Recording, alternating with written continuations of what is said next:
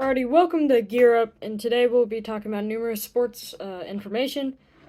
And yeah, it's kind of just a little podcast talking about all things NFL, MLB, and NBA, I guess. So yeah, today we're going to be talking about mostly NFL and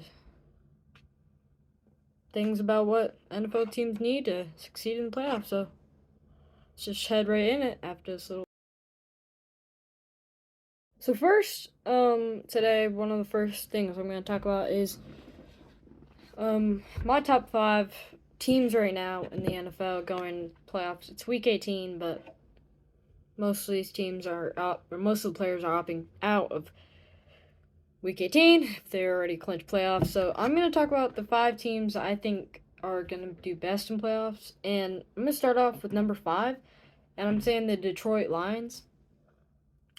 Well, seeing how they played against the Cowboys, it was very stupid. Dan Campbell, he shouldn't have. It was dumb. He should have just kicked the extra PAT. But that's a coaching staff problem mostly. He should just we should that made no sense. Sorry, they should just kick the PAT and go into OT. Instead, they tried 3 times to do 2-point conversion because like 2 penalties. They failed. But that's not the point about me saying the Lions are in number 5 spot. They've played very good this season. This week they're playing the Vikings, and last time they played the Vikings, they struggled. They choked a little bit. They struggled a lot, and to be honest, I think Jared Goff is sitting Amon-Ra St. Brown, Jahmyr Gibbs, David Montgomery. A lot of the key players are opting out of this game against the Vikings because they already clinched playoffs. But right now, seeing how they played against some teams, they've had some big losses this year, like the Ravens. They got killed by them. Somehow lost to the Cowboys. That was very stupid. Should have won against, or they played very bad against the Vikings, obviously. But yeah, I personally think if the Detroit Lions want to do better, they need. Well, I'm saying that at 5 spot because they're a very strong team and they have. I'm gonna say one of the best underrated receiving corps in the NFL. They have Amon-Ra St. Brown, Jameson Williams, who's underrated in my opinion. They have uh, Raymond, who's decent. I mean, they're decent. They have Sam Laporta, who's probably the best rookie tight end in the league, maybe even best tight end. Could agree on that. I don't know. For running backs, you have Jahmyr Gibbs, David Montgomery, two of the best running backs possible. David Montgomery's okay. He's not having the best year. I personally think Jahmyr Gibbs is way better than David Montgomery, but that is not the point. And Jared Goff is also probably one of the best QBs in the league, even though he struggled a lot this year, but that's not too much of the point. So yeah, moving on to number 4, I'm thinking the Browns, the Cleveland Browns, because to be honest, seeing how they've played against numerous teams like the Ravens, and they beat the Ravens, they beat the Niners, they beat the Jaguars, I think. This is my first day doing this podcast, because, but yeah, they beat the Ravens, they beat the Niners, I think they beat the Jaguars. They've played really good over odd times since they picked up Joe Flacco because I think Deshaun Watson has that shoulder injury. I think he's out for the season. Dorian Thompson-Robinson, I don't think he was good enough. He's fast for running. I don't think he's fast enough or good enough. PJ Walker is also not the best quarterback. I think he's like the punt or field goal holder or whatever. He's not that great. But yeah, I personally think that's why the Browns are second. They can compete really good. Although I don't think they're making like the Super Bowl or anything. This is like probably their best year they've had in a really long time. Oh, David Njoku too is going off this year. He's having a great year. And Joe Flacco, I think, loves passing to that dude. Amari Cooper, another great player. Zadarius Smith for defense. He's also doing really good this year. Amari Cooper's had a really decent year. He's not had a great year, but But he's had 5 touchdowns this year, which isn't great, but he's had 1,250 yards receiving. Also not great, but he's probably the top receiver for the Browns this year and for a while. So that's why Cleveland's at four. And then at 3, I'm putting the Cowboys because, to be honest, they almost lost to the Lions, but the Lions are decent. That's why I put them at number 5. The Cowboys can compete against great teams like the Eagles. Like, Dak Prescott is going off this year. He might have an MVP year. He's honestly having one of the best years that this is his best year. In his past 11 games, he's had 27 touchdowns and 4 interceptions. That's the best in the league. And he has the most passing touchdowns with, I think, 34 and 8 interceptions, which is great. Malfunctioning there, but I can cut that out. Yeah, that was a malfunction. My bad. But yes, he's had one of the best years out of all QBs in the entire NFL. That's why he leads in a lot of things in the NFL. Yeah. So, moving on to number 2, the 49ers. The reason I put them here is they've lost to some teams they should not have lost. The Browns, which I've mentioned. The Vikings is one of them too, which that game was interesting and just all happened. But they can do, like, they've got killed by the Ravens. But I think one thing that's going on is Brock Purdy needs to have, like, the right mentality each game, but that's what the Ravens have. Like, it's different because the Ravens team, like, 33-19, I think it was, against the Niners. That's a big score. So that's why I think, the Niners are 2. The Ravens are first because they are best team in the league. I mean, they have the best record. They're 13-4, or no, 13-3. That's why they're here. They've played great. They have outstanding numbers all year long. Like, that's why they are in the number 1 seed in the AFC. That's why. I mean, even Lamar Jackson, I think he is the number 1 QB in the league, which is my next little thing I'm going to talk about. The top 5 QBs. Doesn't really matter right now. But yeah, number 1 team has to be the Ravens. They just picked up Dalvin Cook, who played horrible with the Jets, but he still has some stuff in him because the Ravens have no running backs, but that's okay. Zay Flowers also is having a year for himself. He's just one of the best underrated receivers in the entire NFL. So yeah, let's move on to the next little subject, and yeah, top 5 QBs. For me, well, I think, because personally, I've done a lot of talking with this stuff, and I personally think the number 5 QB is Jalen Hurts. Obviously, he leads the NFL, but not really. But he has a lot of interceptions this year. He has 14 interceptions, which is a lot for Jalen Hurts. Because last year we're talking about, he's MVP, he's best QB in the league. Whatever that. He's not the best QB this year, but he's number 5 because he has 3,803 passing yards, 23 touchdowns, and 14 interceptions, and a 61.6 QBR, which is not great, but I had to put him at 5 because it's respectable. But he played, like, horrible against. I mean, he didn't play bad against Arizona, but the Eagles just play bad. Their defense. Number 4, I'm putting Matthew Stafford, which is an underrated thing, but looking at his stats, it's better than Jalen Hurts, and has to be one of the top QBs this year. He has 3,965 pass yards, 24 touchdowns, 11 interceptions, a 64.0 QBR. Now, that is really good, but so why I didn't put him higher is because, why how he played on last Sunday against the New York Giants. He had 317 pass yards, which is pretty good, but 1 touchdown and 2 interceptions.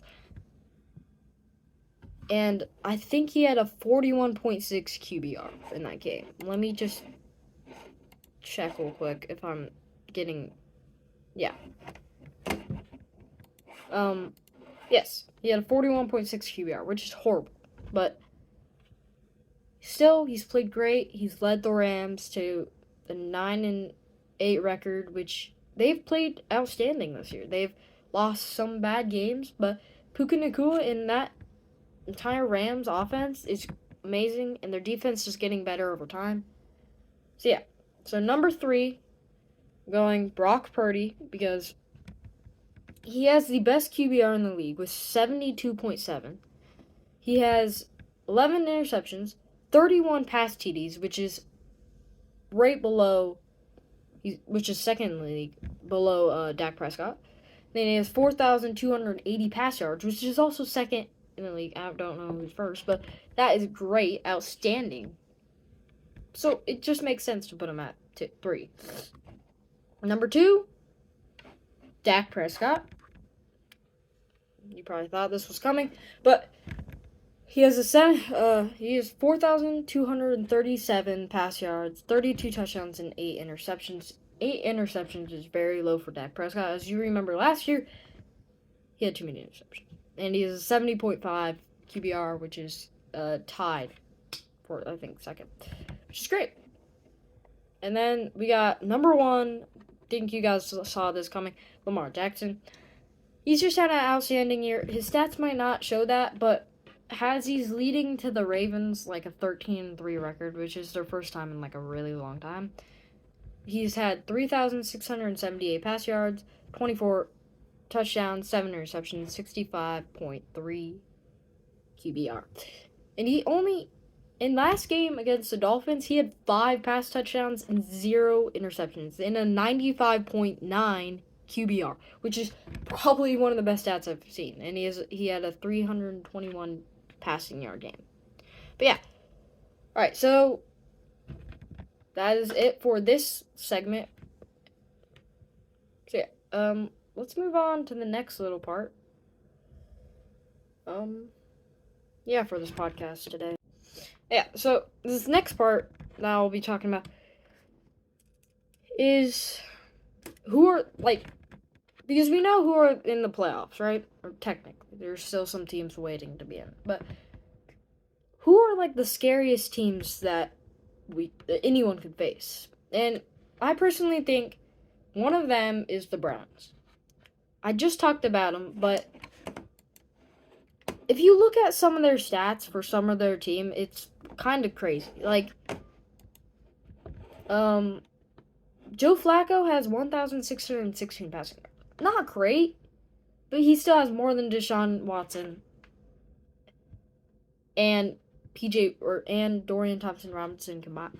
So he has 13 pass TDs and 8 interceptions. Not great, but it's much better than a lot can be. Jerome Ford is not having himself a great year, as he's the backup running back, not the backup, but whatever. He has 870 rushing yards and 4 touchdowns, but Kareem Hunt, the backup, has 411 rushing yards, but 9 touchdowns. So Kareem Hunt's doing actually pretty good this year, although he's a backup. But yeah, I think the Browns have such a scary defense that, like, a lot of these players, like Martin Emerson Jr. has 4 interceptions this year. All their team totals up to, like,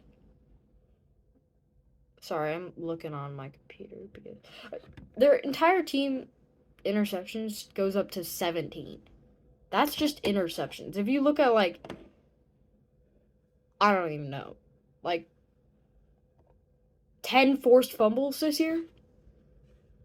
Okay. You get it. Their defense is the best in the league. I'm saying that because they have such a strong defense that it's hard for teams to stop them. Yeah, it's hard for their offense to run. Like, we saw the Jaguars when they played the Browns. the Jaguars and Trevor Lawrence stopped. Like, there was nothing going on. Like, I've never seen a team stop like that. Not like they also kept the Niners to not kicking the game-winning field goal. They also beat the Ravens. So, congrats to the Browns. But that's all my most scary teams in the playoffs this year. The Rams is also one of those. This kind of sounds weird because they're a 9-8 team, but the way their offense plays is probably one of the best offenses I've seen. Even though they're 9-8, I get it. They're 9-8. They're not the best team in the league, no. And neither are the Browns. But the Rams are honestly, like, because they have Kieran Williams, who has had a year, 1,144 rushing yards, 12 touchdowns, 2 fumbles, but that doesn't really matter. Matthew Stafford, I already talked about him, but he's having himself a year. You know, that Puka Nacua, 1,445 receiving yards, 5 touchdowns. Does not seem that much, but he still doubles Cooper Kupp in receiving yards. And it's tied for receiving touchdowns. But still, he's one of the best receivers, I'd say, in the NFL. Even though it kind of sounds weird, but that's what I say. So yeah, and their defense is getting better too. So what I'm saying for the third most scary defense or team is the Cowboys. Weird, but I've already talked about this team, but you guys already know they play great. Their defense is probably one of the best in the league. Darion Bland has like 8 interceptions. Like, a bunch of them are pick sixes. I say he's going to get another pick 6 against the Commanders tomorrow. But yeah, they are one of the best teams in the league and one of the scariest to face, especially to the Eagles. But yeah, moving on to what I'm going to talk about next. I'm talking about, what do the Eagles need to succeed in playoffs? They've had a tough year. Okay, whatever, they started 5-0, whatever. They lost to the Jets, okay? Okay, they have a good defense, whatever. They played okay in that game.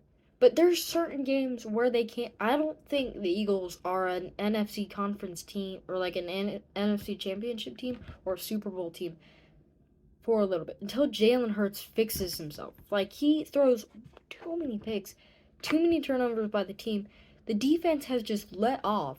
Like, if you watch clips of their defense against the Cardinals, they were up 21-6 and blew out and lost like 35-32, 33. They just lost a 3-score game or 2-possession game. Just like that. Because their defense is horrible. You might say, oh, they have Darius Slay and Jordan Davis and Reddick or whatever. They're all mostly kind of getting older, but last year their defense was great. I had their defense in fantasy last year. That's how I won the championship. But they are not competing against, like, their defense can't hold. Every time they have a good lead, even if they win, they lose like 2 touchdowns. Like, their defense just gives up 2 touchdowns. So that's why I say the Eagles are one of the teams that need help, and they're not gonna get it before playoffs. Because they had many losses this year. They had played against the Jets. They got blown out by the 49ers. They lost to the Cowboys. They lost one other game I can't really remember. Commanders almost beat them twice. And they beat them last year. So the Commanders always are going to beat or get close to beating the Eagles. Okay.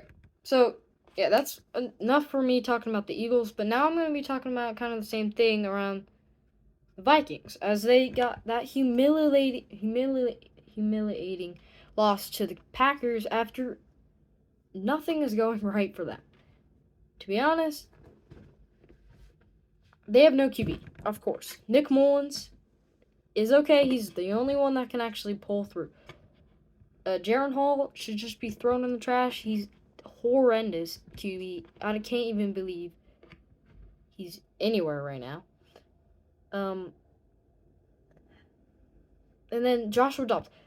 I think because Kevin O'Connell has now released who he is starting. He's starting Nick Mullins. And to be honest, Nick Mullins is not great. He's not a Kirk Cousins. And I to say Vikings should keep Kirk Cousins as he's one of the best QBs in the league. Well, I think. But Joshua Dobbs, I think if Nick Mullins does bad in the first half, put in Joshua Dobbs. I'm saying Joshua Dobbs has a 2-2 record, or kind of 3-2 because he started against the Raiders, but when he played the Falcons, he played great. When he came in the game, he served the Vikings great. He did amazing. Okay, he got the game-winning touchdown. He is great. He can run the ball, and he has good receivers to throw to. Not T.J. Hawkinson anymore because he tore his ACL, but Justin Jefferson, Jordan Addison, and Kadarius Powell, or KJ Osborne. Those are 3 pretty good receivers. Justin Jefferson having a bad year because he was injured most of the year, but can't say much about him because he was just injured. Jordan Addison he is one of the best rookie receivers behind like JSN, Jackson Smith-Njigba, and like Zay Flowers kind of in a way. But because Joshua Dobbs against the Falcons, I think he had like 2 touchdowns. I'm sorry that I'm checking this stuff. Just I want to be right. Okay. So against the Falcons, he had 2 touchdowns and 1 rushing touchdown.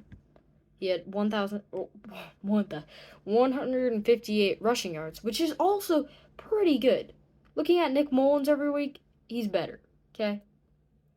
Versus New Orleans, he had 268 passing yards, 1 touchdown, and 1 rushing touchdown.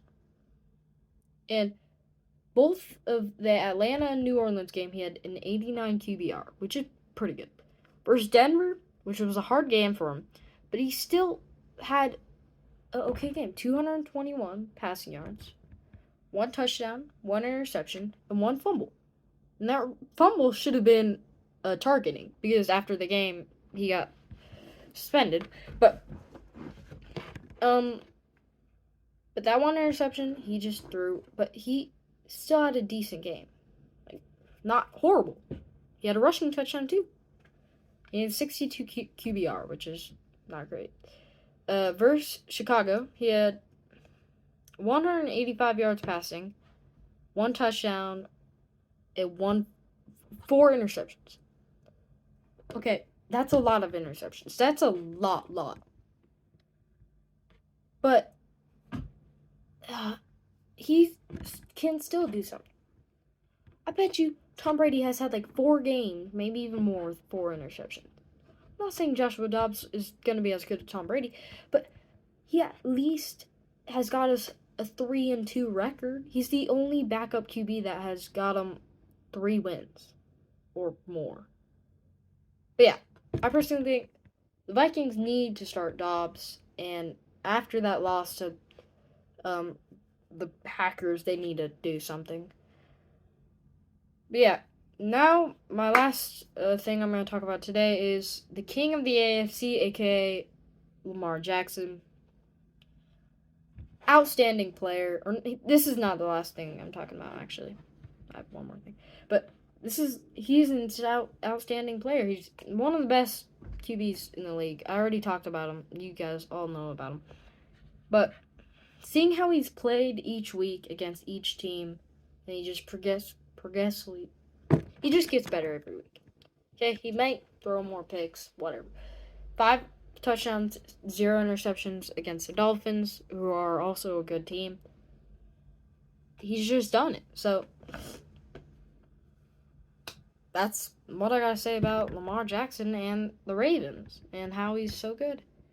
And the very last thing I'm going to talk about today, I know this is a lot of things I'm talking about, but in the NFL draft, who are the top 5 teams? I'm just guessing who are they going to pick. And if we look, technically, so I say because Chicago has clinched the number 1 seed in the draft, and after they traded it for the Panthers last year, I'm gonna say they're gonna get Marvin Harrison Jr. They're gonna keep Justin Fields because he's not great. He's not great, but they're gonna keep him because he can actually do better. We're seeing him doing better this season. He's now 7-9 on the team. They were like 3 and something earlier this season. They were 0-3 to start. So he's doing better every week. I'm gonna say Marvin Harrison Jr. because one, they need better receiving core. They have DJ Moore, yes, but that's their only good receiver. Maybe Cole Kmet. But Marvin Harrison Jr. could bring them up to another level and make them a better team. This year he had 1,211 receiving yards and 14 touchdowns. In his career, he's had 2,613 receiving yards and 31 touchdowns. So I say go for Harrison and just hurry that up. Number 2, who is the Commanders? I'm saying Drake May.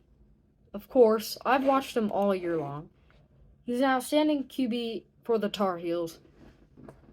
I think he's an underrated QB, and when he goes into the draft, he's gonna get picked, like by Commanders, because Sam Howell can't live here longer, or not live, but he can't outstand here. He has too many interceptions, too many sacks on him.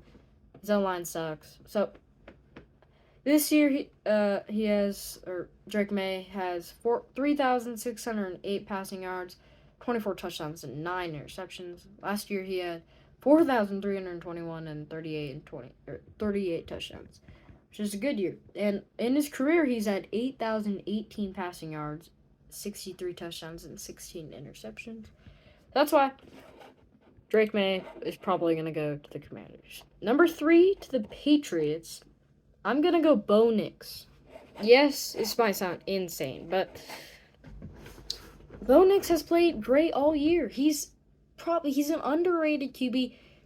Oh, like Penix is better than him, but I don't think Penix is going to go that quick because the Patriots are looking for a QB that can run more, I think.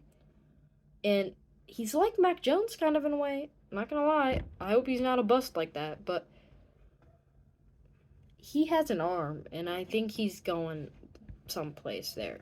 This year he had 4,508 passing yards, 45 touchdowns, 3 interceptions. 45 touchdowns, 3 interceptions.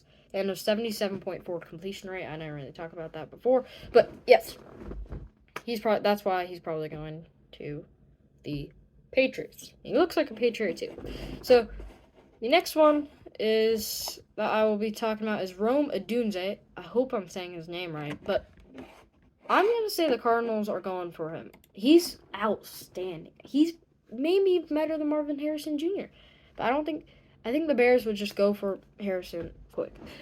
Seeing how he played against Texas in the national championship and all year long, because I'm not a Washington fan, but I've just watched him and watched him and watched him and watched him. I'm always like, who is it? But he's great. He's a great player. He's outstanding. I'm so excited to see how he plays Monday night against Michigan. But this year he had 1,553 receiving yards and 13 touchdowns. Also, pretty good. So, he had 87 receptions too. So that's why I think Rome Odunze is like one of the best, and he's gonna go big, and he's gonna play for the Cardinals. He seems like he'll play for the Cardinals too. So last one I'm going to talk about is Caleb Williams. Of course, oh yeah, led USC to a not great record, 7-5. But after seeing how he's played this year, he's a great runner. He has such fast legs. Like he only has 136 rushing yards this year, but 11 rushing touchdowns. It's because if you watch any clip, you search Caleb Williams rushing touchdowns or whatever, he's great. So that's why I think the Giants need some QB that can run and that has an arm, because he's 3,633 pass yards this year, 30 touchdowns, 5 interceptions, and 68.6 completion rate. But after all, that's why I probably think Caleb Williams is going to be a New York Giant. Although I'm probably wrong on all this, but yeah. So thank you guys for listening to the Gear Up podcast. I will be back like every week talking about different things. Probably next week on Wednesday or Thursday, I'll be talking about the college football playoffs, what happened. I'll go over recaps of that and playoffs, because we'll all know who's in there by now. Thank you guys for listening. Make sure you go subscribe, and I'll be back anytime soon for more talking and stuff. But yeah, see you guys next time. The ups, the downs. How would you describe it as we head in the final week of the season so far? Yeah, this has been a complicated year, just with the injuries that has been occurring, the turnover battle that we face every single week. Just dealing with a whole bunch of stuff throughout the season. It's definitely one of the seasons that I can definitely say has been the most difficult that I've experienced, just all around in general. But I definitely would say that it's definitely been a team that has been staying close together also through the tough times. We know that, we don't like the outcome of the games. We don't want to go out there having 3+ turnovers. We don't want to, be that type of team. And we know that we have the talent on this team. It's just not our time, and it's just things that's occurring that we cannot control. So it's been a tough one, but I'm just